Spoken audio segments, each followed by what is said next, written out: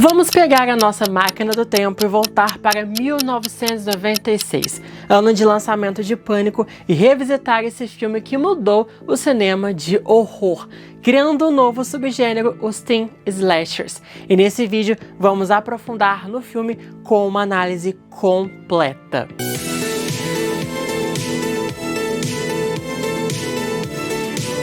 What's your favorite scary movie? Se vocês ainda não me conhecem, prazer, meu nome é Brena Becalho, sejam bem-vindos ao canal de terror Quarta Parede, onde eu trago curiosidades, notícias, críticas, tretas, casos reais, nostalgia e muito mais sobre filmes e séries de terror, mas bora mergulhar em Pânico. Começando com a abertura do filme, que é icônica, marcante e um exemplo claro de como construir uma cena de suspense. Tudo começa extremamente calmo, com a Casey em casa fazendo uma pipoquinha para ver um filme de terror. Quem nunca, né? Mas tudo muda depois que recebe uma ligação de uma pessoa estranha. O que de início era uma ligação amigável, com uma boa conversa sobre filmes de terror, acaba se tornando numa grande ameaça. E à medida que a pipoca vai estourando, o suspense e a tensão vão aumentando e a ameaça vai crescendo. E quando chega na hora da morte, a pipoca já queimou a fumaça por toda a casa, aí que chegamos no grande clímax da abertura. Então a pipoca estourando simboliza o escalonamento da tensão da cena. Além da pipoca, também temos outros detalhes pequenos, mas que são importantes. A Casey pegando a faca bem no início é um prenúncio de violência que ela vai sofrer. A TV ligada na tela azul simboliza o filme que ela iria começar a assistir ao mesmo tempo em que nós também estamos começando a assistir o filme Pânico. E o momento em que Ghostface quebra a vidraça da casa dela marca o fim da segurança de Casey e que agora ela estava em risco e extremamente vulnerável. Os pais chegando em casa ao mesmo tempo em que ela está sendo atacada dá mais uma falsa percepção de segurança, porque os pais simbolizam a proteção de um filho, mas eles não conseguem prover isso para Casey, e você torce para que ela seja vista e salva nesse momento, o que aumenta mais ainda a tensão e a ansiedade nessa cena. A Casey tenta, mas não consegue gritar. Os pais chegam, observam o que está acontecendo, a mãe consegue ouvir o último suspiro de vida de sua filha pelo telefone e temos um grande baque final ao encontrar o corpo de Casey estendido na árvore, com a mãe soltando um grito estridente vindo da alma. Isso tudo junto com a trilha sonora crescente que estoura no final, junto com o grito. Aí você entende então o título original do filme, Scream. Além também, de que com a conversa e o quiz sobre filmes de terror é onde percebemos que o filme será metalinguístico e self-aware, ou seja, um filme de terror que tem ciência de outros filmes de terror e os seus clichês, e que vai usá-los como uma forma de brincar com eles também. E o que dizer também sobre a atuação da Drew Barrymore? Ela é fantástica e ela consegue criar nuances e carisma no personagem em poucos minutos. E a ideia também dela ser a morte de abertura foi genial e chocou o público na época ali. São esses pequenos elementos que fazem com que a cena seja fascinante. Então Pânico já começa no ponto alto e ele precisa manter esse ritmo e essa expectativa que foi criada. E o filme consegue, viu? Principalmente mantendo ali o seu tema metalinguístico sobre filmes de terror, com inúmeras referências a Hora do Pesadelo, incluindo uma participação de Wes Craven como zelador Fred, que ainda veste um suéter parecido com o de Freddy Krueger. Também temos referências a Sexta-feira Crazy, Halloween, baile de formatura, Assassino Invisível e muito mais. Posso fazer um vídeo só sobre isso aqui pra vocês. E como eu disse também pra vocês, o filme vai brincar com os clichês de filmes de terror e ao mesmo tempo, ironicamente, vai usá-los no filme. Por exemplo, na ligação na casa da Sydney, que segue o mesmo modelo da Casey, com uma ligação aparentemente amigável, que escalona para uma ameaça mortal, a Sydney comenta sobre as pessoas nos filmes de terror que sobem as escadas em vez de correrem para a porta da frente para fugir. E logo em seguida, ela faz a mesma coisa. Ela tenta sair pela porta da frente, não consegue e acaba tendo que correr para o segundo andar da casa. E não podemos esquecer também da cena icônica do Randy lá no final do filme, ditando as regras de filmes de terror. Nunca faça sexo, nunca ousa drogas, nunca diga eu já volto porque é uma sentença de morte e por aí vai também. É muito legal realmente ter um filme de terror que brinca com o próprio gênero, que reconhece as suas regras, clichês e brinca, né, como falei pra vocês, com eles durante o filme inteiro. Inclusive, o filme também toca em vários debates sociais que nós fãs de terror com certeza já ouvimos e fomos julgados por gostarmos desses filmes, e eu também por ter um canal de terror. A de que os filmes de terror induzem a violência nos jovens, como se esses filmes mexessem com a cabeça das pessoas e as transformassem em pessoas violentas ou psicopatas, o que é uma total mentira. O Billy diz isso no seu monólogo final. Don't you blame the movies! Movies don't create psychos! Movies make psychos more creative! Os filmes não são responsáveis pela violência, as pessoas quem são. E isso já é um debate antigo que o filme traz à tona e infelizmente é atemporal. Além de que também ele faz uma crítica sobre a insensibilidade dos jovens com tragédias, que também é bem atemporal. Depois das mortes de Casey e Steve, os garotos começam a correr pelos corredores da escola, usando a roupa do assassino para atazanar os alunos, e tem até um diálogo do diretor Embry sobre isso quando ele pune esses garotos. Outro diálogo que reforça isso é a conversa entre o xerife e Dewey, que o xerife diz que os jovens de hoje em dia, ou seja, na época que o filme foi lançado, estão muito mudados e ele não descarta realmente a ideia do assassino ser um desses jovens. Além também de que no meio de todo aquele caos, os jovens ainda dão uma festa e quando descobrem que o corpo do diretor está exposto no estádio da escola, eles rapidamente querem ir para lá para ver o corpo antes de tirarem ele de lá. Então o filme tem muitas camadas e uma sagacidade de abordar esses temas sociais que, querendo ou não, como eu falei para vocês, continuam atuais. E falando também em jovens, bora falar os personagens agora, né? Depois da abertura aqui temos a introdução de Sidney Prescott, nossa final girl e heroína. E é interessante revisitar esse filme porque aqui vemos uma Sidney inocente, vulnerável e que está de luto ali pela morte da sua mãe. Aqui a Sidney mal sabia realmente o inferno que a vida dela viria a se tornar logo depois desses eventos aqui. Hello, Sydney. E ela é realmente um grande retrato típico de uma final girl lá da década de 90. Uma final girl que já chega quebrada, com um passado trágico e precisando lidar com um grande trauma. Você percebe um padrão das final girls daquela época, a Julie, a Natalie e até mesmo a Laurie da franquia Halloween. E a história da Sidney é contada aos poucos e não é de uma maneira expositiva e sim bem sutil. Temos um tempo para descobrirmos sobre o passado dela, o peso que ela carrega, e isso já cria uma certa conexão com o personagem que vai começar a ser perseguido pelo Ghostface e a sua vida é completamente mudada. O passado de sua mãe, né, da mãe da Sidney, vem à tona e ela então começa a questionar tudo o que sabe sobre a própria mãe e encarar a verdade. A imagem que ela criou da mãe não é a verdadeira e a Sidney tem muito medo de se tornar como ela, mal falada pela cidade inteira, já que isso já está acontecendo, né? Vulgo a cena do banheiro ali com a menina falando mal da Sidney. Ela também precisa lidar com toda a exposição que sofre. Todos os noticiários falam da morte da mãe dela. O julgamento de Cotton foi finalizado. Ele está no corredor da morte por causa do testemunho dela.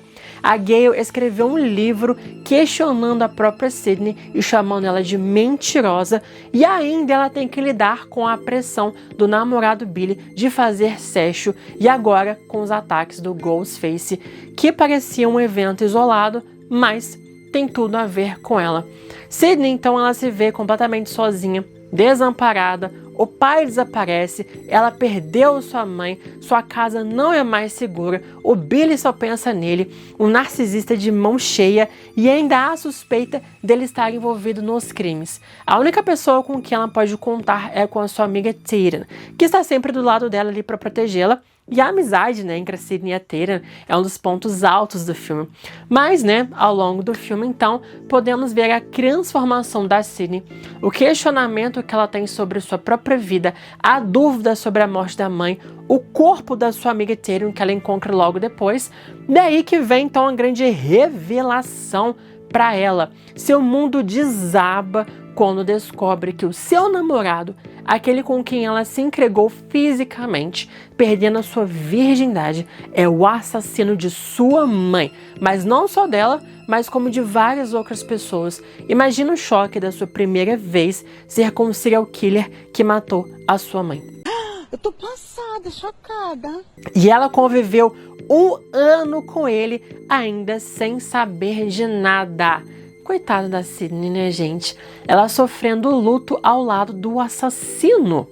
Imagina, anos depois, ela descobrir que ele ainda traía ela e teve uma filha. E todos esses acontecimentos ao longo do filme vão mudando a Sidney. Ela vai ficando mais forte, mais lutadora e até veste a roupa do Ghostface e usa modulador como uma virada de personagem, usando a veste de seu algoz para infligir nos assassinos o que eles fizeram com ela. Então você consegue perceber que ela é inteligente e vai usar tudo o que pode a seu favor. A Sidney é a peça central do filme e tudo gira em torno dela. E é por meio dela que nós conhecemos então os outros personagens também. E o filme vai criando várias suspeitas de quem pode ser o assassino. É um slasher who done it. A começar pelo Billy, o namorado que invade o quarto dela lá na expectativa de fazer sexo, só que não. E como eu disse, anos mais tarde a gente descobre que ele traiu ela e teve uma filha naquela mesma época.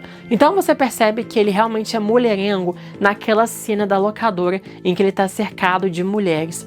Além também de ser um grande narcisista, só pensa nele mesmo e nem se importa com as dores da Sidney. Óbvio, né? Porque foi ele que causou essas dores nela, né? E ele é tão narcisista que não pensa que a Sidney também é vítima dessa história. Ela não é a mãe dela. Ela não é responsável pelos atos da mãe e do caso que ela teve com o pai de Billy e do abandono do Billy também. Mas, né, como Billy ele deve ser um mimadinho e filhinho da mamãe, ele não sabe lidar com isso, com esse abandono e ainda culpa o mundo por isso. E o pai que traiu, bem machista do Billy, né? Só coloca a culpa e pune as mulheres ali. Mas enfim, no fundo, como ele é um psicopata, ele acabou unindo o útil ao agradável e resolveu fazer o seu próprio filme. Com certeza foi a ideia dele fazer as perguntas sobre os filmes de terror, de matar as pessoas e ainda colocar a culpa no pai da Sidney ali. Ou seja, ele é o grande mastermind por trás de tudo, o cara das ideias. Ele é frio, ele é calculista, ele já havia planejado tudo com 1 ano de antecedência, além também de ser um grande manipulador nato, conseguindo escalar o Stu para a matança e a Sidney para fazer sexo. Mas o Billy como assassino é realmente bem óbvio, né? Que o filme ainda tenta brincar com essa ideia de colocar ele com uma pista falsa quando ele deixa cair aquele celular. Ele vira um suspeito, mas a Sidney recebe uma ligação com ele ainda na cadeia e o celular dele estava liso. Aí a gente ainda suspeita dele, mas fica a dúvida. E quando o filme começa a levantar suspeitas novamente para ele, há aquela simulação de morte lá no final do filme. E o filme, então, a todo momento, ele tenta jogar outros suspeitos também. O sapato que o xerife usa no filme e todo mundo ali aponta também pro pai da Sidney. Mas, sinceramente, é óbvio que não seria o pai dela, né? Porque, assim, lá no início do filme, já deixa bem claro que o assassino é alguém aficionado em filmes de terror. E pela cara de surpresa que a Casey também dá quando tira a máscara do Ghostface, dá a entender que ela conhece quem é. E é com isso então que vamos pro Stu. Ele ama filmes de terror. E como o Billy diz, né, tem falta de tato aqui. Ele é bem frio na cena da fonte. Aí você percebe que ele não bate bem na cabeça e instantaneamente vira um suspeito ali. Ele ainda tem uma conexão com a Casey, porque os dois já ficaram juntos, e as suspeitas ainda aumentam mais com a insensibilidade dele e do seu comportamento que parece gostar de tudo que estava acontecendo ali. falta tato, né, Stu? Falta tato. Ele se diverte no meio da tragédia de um jeito completamente diferente. A cena da locadora também, entre ele, Billy e Randy, dá muito na cara. As atitudes de Billy e Stu naquela cena já realmente é um grande indício de que podemos ter 2 assassinos. E eles podem ser exatamente o Billy e o Stu. Porque também percebemos que o Billy gosta de filmes de terror e o jeito que eles agem, intimidando o Randy, o olhar deles simplesmente entrega. Essa cena entrega a identidade do Ghostface, ou pelo menos implanta mais ainda a suspeita. O Randy, né, tadinho, por mais que ele ama filmes de terror também, passa realmente ali um ar de inocência, e o medo dele nessa cena já o tira de suspeita, porque é um medo extremamente genuíno. A Tatum, a gente nem cogita aqui sobre ela, né? Mesmo na cena da fonte, ela jogando a ideia de que uma mulher pode sim ser uma assassina, mas ela passa um ar de doçura e de real preocupação com a Sidney. Ela tem uma postura bem acolhedora e protetora com a amiga ali. Ela é uma pessoa muito meiga quando deve ser, mas também tem um lado de enfrentamento quando ela precisa enfrentar uma situação.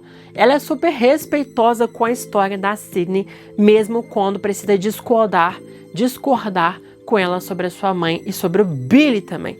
Aqui a gente consegue perceber que ela não é muito fã do Billy e tenta abrir os olhos da sua amiga. Tipo, amiga, você merece coisa melhor, né? A gente já ouviu isso bastante aqui na nossa vida, com certeza, né? Mas a Sidney tem problemas de autoestima e Tatum tenta empoderá-la, infelizmente sem sucesso. Temos o Dewey também, que é o irmão mais velho da Tatum e o policial, mas ele não é tão levado a sério assim. Ele ainda tem traços infantis, por mais que tenha 25 anos de idade. Ele passa um ar juvenil e de inocência. A Gayle até comenta sobre isso durante o flerte dela ali, mas também temos uma cena que traduz muito bem isso.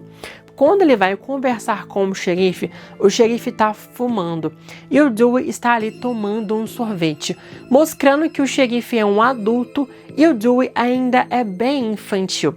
Gente, esse aqui é um grande estereótipo, tá? Eu não fumo e eu amo sorvete, mas essa é a mensagem que o filme quer passar. Esse contraste entre o que uma pessoa adulta faria e que um jovem faria estereotipicamente, enfim.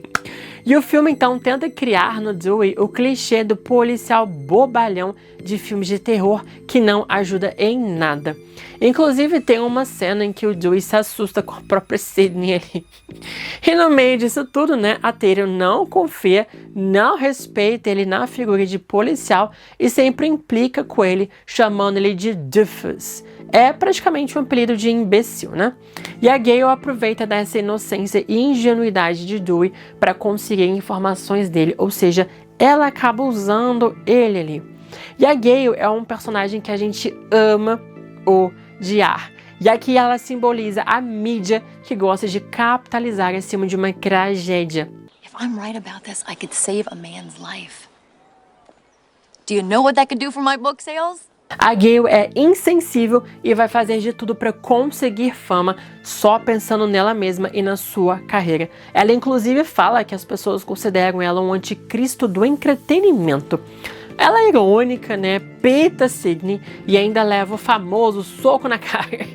E a única pessoa que amolece a Gayle é o próprio Dewey. Ele é o único que consegue acessar um lado dela que ela não deve saber que tem também. O lado mais sensível e o coração. As pessoas a rotulam nesse lugar de repórter implacável e sensacionalista e ela acaba assumindo esse papel. E o Dewey então aparece como uma forma dela se despir dessa armadura, porque ele é o único que a enxerga além disso. E o que virou realmente um mero flerte de interesse se tornou num romance. Olha, podemos dizer que todos os personagens desse filme são extremamente marcantes, viu? Bem desenvolvidos e com personalidade. E quando alguns deles morrem, a gente sente a morte deles. Principalmente a Tatum, que lutou para tentar sobreviver, mas infelizmente não conseguiu. Foi se enfiar no buraco ali de pet da garagem e acabou ficando presa, o que realmente é uma ironia, porque a Cris na vida real conseguiu passar pela abertura. Mas, né, como a amiga da protagonista tem que morrer, infelizmente ela acabou morrendo ali. Mas ela ainda deixou uma frase icônica e deu nome pro personagem na franquia também. No, please don't kill me, Mr. Ghostface. I want to be in the sequel. Tadinha da Tiro, né? Ela merecia sobreviver e a morte dela é bem original e bem brutal. Coitada, mas dá pra ver que é um boneco ali no final também. Enfim, e uma morte que a gente sente mesmo sendo de um personagem tão minúsculo é a do Kenny. O injustiçado do Kenny, que sofre nas mãos da Gale, mas que tem um bom coração e mesmo ali à beira da sua morte, ainda tenta ajudar a Sidney a fugir. Ele é muito carismático e você percebe que ele não concorda muito com as ideias da Gale, não, mas acaba fazendo o seu trabalho ali. A morte do diretor Embry, pra mim, é a mais fraca e a mais cringe do filme, por mais que tenhamos um suspense e a participação de Wes Craven, como eu falei pra vocês, a atuação da morte dele é horrível. O grito que ele dá, a cara que ele faz, péssima. A única coisa boa da morte dele é o close que eles dão nos seus olhos e o reflexo do Ghostface. Isso realmente foi absolute cinema. Ah, eu não comentei, né, mas a morte do Steve foi brutal e marca como a primeira morte da franquia. E dito o grau de violência também que podemos esperar do filme. Mas no total, o filme tem poucas mortes, somente 5, e foca muito mais no suspense e no desenvolvimento da história e dos personagens. E por mais que tenha quase 2 horas de duração, o ritmo do filme é fluido e já é na metade do filme que já chegamos na casa do Stu, que temos o grande clímax. E esse final é caótico, acontece tanta coisa, tantas reviravoltas, mais mortes, personagens aparecem, somem de cena, é tanta coisa acontecendo ao mesmo tempo que é difícil digerir tudo ali, viu? Porque assim, no meio desse caos, a gente até esquece da identidade do assassino e foca na ação desenfreada com a perseguição da Sidney, que é uma perseguição bem construída, apresentada em diversos níveis e é muito longa. Uma perseguição bem feita, galera, é aquela que tem picos de correria tensa e picos de calmaria para respiro, para te preparar para o próximo round. E aqui começamos na casa do Stu, que se estende até para fora da casa, depois a van, depois o carro de polícia e de volta para casa, fechando o ciclo ali. Durante essa perseguição inteira, nós temos a morte do Kenny, o acidente da Gale, o ataque de Dewey, e no fim a gente já tá cansado igual a Sidney e já largamos um foda-se igual a ela também. E aí então que vem as revelações e as motivações. E o diferencial desse filme é termos 2 assassinos, porque já estamos acostumados a vermos um e aqui temos 2. Então assim que Billy se revela, pronto, sabemos, só que não. We all go a little mad sometimes. No, Billy! Aí que vem o Stu se revelando também. Surprise, Sidney. Então você fala, opa, 1, 2, como assim? São 2? Sabe? Quando você vê um se revelando, opa, tudo foi solucionado. Mas quando vem um segundo se revelar, você fala, opa, realmente não esperava por isso. E o Billy tem as suas motivações, mas eu estou. Nada, né? Assim, foi pressão, manipulação, amor por Billy, ou só porque ele queria mesmo. Stu é um psicopata, né? Ele tava se divertindo em fazer seu próprio filme de terror. E vem a cena dele se esfaqueando e eu me pergunto, por que eles fizeram isso com um monte de gente ainda viva? Não era melhor fazer isso depois do plano deles dar certo? Por que eles se esfaquearam e a Sidney aproveitou desse momento para dar a volta por cima? Então por que eles não terminaram tudo ali e depois se esfaquearam no final? Porque eles ali se enfraqueceram e deixaram a Sidney dar a volta por cima no final, assim, né? Mas enfim, né? Mas também mostra que por trás do Ghostface há pessoas. E nesse filme, eles são adolescentes. E na cena eu estou falando que papai e mamãe vão ficar bravos com ele. My mom and dad are gonna be... Percebemos um lado humano do personagem. É como se, assim que os assassinos se despem da vestimenta do Ghostface e se revelam como pessoa, eles se tornam vulneráveis, como se a roupa desse uma espécie de força meio que sobre-humana eles ali. E o interessante então da franquia Pânico é isso, por trás dos Ghostfaces são pessoas humanas e também vulneráveis e que também erram. Mas uma coisa meio estranha nesse final aqui é que o filme faz os personagens aparecerem do nada e depois ficarem inconscientes do nada e depois reaparecerem do nada. Enfim, é meio que muito conveniente, né?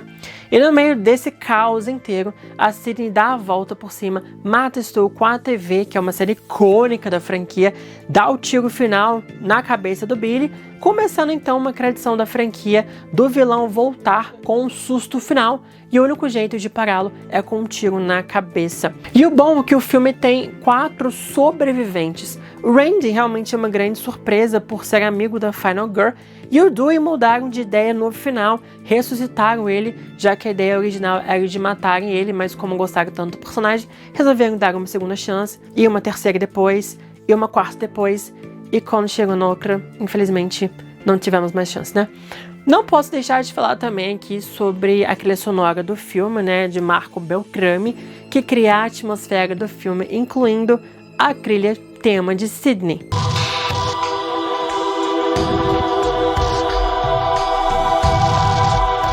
O compositor ainda começou a tradição de usar a música Red Right Hand. Red right hand.